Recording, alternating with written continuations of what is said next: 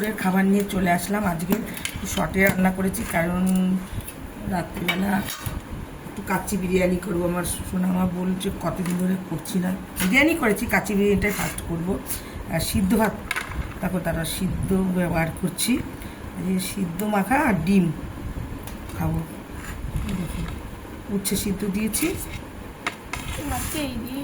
হ্যাঁ হ্যাঁ, ওই যে উচ্ছে সিদ্ধ আছে, দেখো বন্ধুরা ভেঙে গেছে। উচ্ছে, কুমড়ো আর আলু একসঙ্গে সিদ্ধ দিয়েছি ভাতে। এটা দিয়ে মাখবো আর ডিম। যে মাখাটা দেখো কী কী দিয়ে মাখছি। ওই যে মাখাটা আমার সোনামা খুব ভালো খায়। এই মাখা দিয়ে বলছে এখন আমার খাওয়া যেমন ডিমও লাগবে না, কেন হালকা করলাম কেন বন্ধুরা, বিকেলবেলা একটু বিরিয়ানি করবো বলছি। তো আর এই দেখো গাছের বোম্বাই লঙ্কা, একটা লঙ্কা মাখবো, এই যে একটা লঙ্কা মাখছি।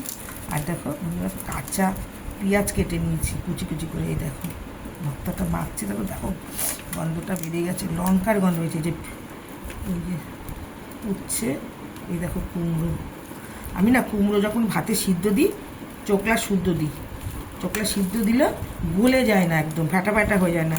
তা চোকলাটা খেয়ে নিই, অসুবিধা কী আছে? কুমড়োর চোকলা, আলুর খোসা মানুষ খায়, তাহলে কুমড়োর খোসা খেতে কী আছে? একটুখানি সিদ্ধতে দিয়ে এরকম কুমড়োর খোসা দেখাই যাচ্ছে না। আলু দিয়ে কাঁচা তেল, কাঁচা লঙ্কা মানে বোম্বাই লঙ্কা, কাঁচা পেঁয়াজ দিয়ে আলু, কুমড়ো আর তোমার হলো উচ্ছে দিয়ে মাখা। এই করেছি আজকে দুপুরের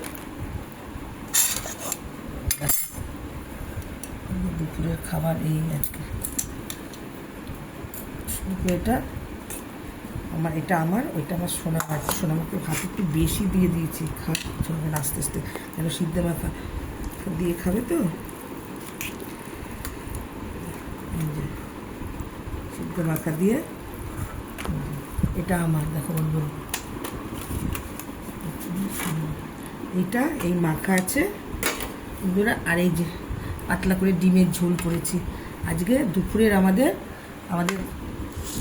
দুজনের খাবার। আর রাত্রিবেলা বিরিয়ানি করবো। এই দেখো, নিজের ছবি তুলে রাখো।